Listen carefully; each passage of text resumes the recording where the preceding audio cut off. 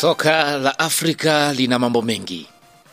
Soka la Afrika, kila klabu inakuja kwa namna yake. Kila klabu inajipanga vilivyo inapokuwa inakwenda ugenini. Tunafahamu klabu ya Petro di Luanda, hii ni klabu ambayo imekuwa ikicheza mara kwa mara kwenye upande wa michuano hii mikubwa, yani ya CAF. Sasa mara nyingi wanapokuwa wanakwenda ugenini huwa wanakutana na vitu vya kila aina, ya maana kwamba kwa sasa wanaonekana kabisa kufahamu mbinu za wenyeji, namna ambavyo zinavyokuwa.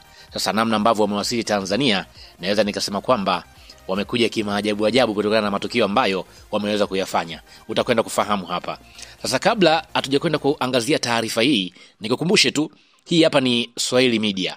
Kama bado hujasubscribe, basi nikuombe subscribe ili tuwe pamoja siku zote. Mimi naitwa Chicharito. Karibu tuweze kuangazia taarifa hii kiundani zaidi.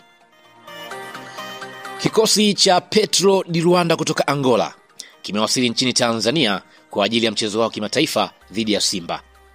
Lakini ujio wao umeibua maswali mengi, taharuki na hisia tofauti miongoni mwa wadau wa soka baada ya kutokea kwa matukio yasiyo ya kawaida tangu walipotua kwenye uwanja wa ndege. Mara tu baada ya kuwasili, timu hiyo ilionekana kuwa katika hali ya tahadhari, na namna ambavyo walivyokuwa unaona kabisa hawa wamekuja kwa ajili ya kucheza mchezo, lakini wamekuja kwa namna ya kiutofauti.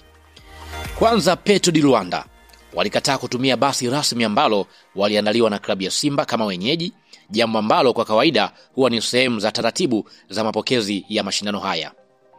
Vyanzo vya karibu vya mapokezi hayo vimeeleza kuwa timu hiyo ilionekana kama inashuku kila hatua, huku baadhi ya viongozi wao wakidai wanataka kutumia usafiri wao binafsi waliopangiwa na ubalozi wao. Zaidi ya hapo, taarifa zinasema hata hoteli waliopangiwa awali wameikataa, wakitoa sababu zisizoeleweka na kufanya maandalizi yao ya malazi kuwa ya siri, kiasi kwamba hadi sasa haijafahamika rasmi ni wapi ambapo wamefikia.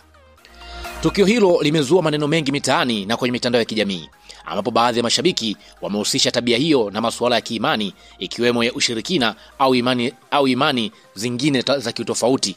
Kwa upande wao, Petro di Luanda wameonekana kuwa hawako na utulivu na hawataki kupanga sehemu ambayo wanaamini inaweza kuwapa bahati mbaya kuelekea mchezo huo. Licha ya hali hiyo, maofisa wa klabu ya Simba wameendelea kutoa ushirikiano kama taratibu za kimataifa zilivyoelekeza, wakisisitiza kuwa wanaheshimu maamuzi ya wageni wao na kwamba maandalizi kwa upande wa wenyeji yako vizuri bila ya sintofahamu yoyote.